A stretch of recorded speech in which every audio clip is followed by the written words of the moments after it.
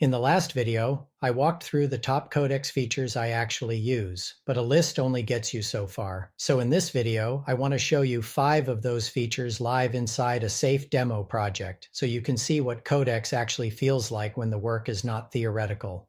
Demo 1, Ask versus Code. This is one of the simplest features in Codex, but it changes the workflow more than people expect. Sometimes I do not want code yet, I want orientation. I want Codex to explain the project, tell me where the logic lives, and point me at the right file before I ask it to change anything.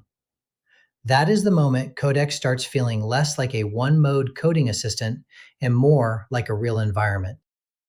I'm Digital Kevin. The real Kevin is behind the scenes, and he reads all of your comments. And one quick note before we start, I am not doing this in a real production repo. This is a throwaway demo workspace on purpose. Demo 2, Direct Workspace Edits. Once Codex is working inside a real local project, everything gets more concrete. You are not copying code suggestions out of a browser tab. You are watching the tool inspect files, make changes, and work against the actual repo in front of you. That sounds obvious, but it is a huge shift in how useful the tool feels once the project is even slightly non-trivial. Demo 3, Logs, Tests, and Evidence. This is one of the reasons I keep reaching for Codex. It does not just give me an answer and ask for trust. I can see what it ran, what passed, what failed, and what still needs attention. Once an agent starts doing real implementation work, that matters a lot, because looks good to me is not a verification strategy. Demo 4, Parallel Agents. This is where the experience starts feeling very different. One agent can investigate, another can implement, another can check or summarize.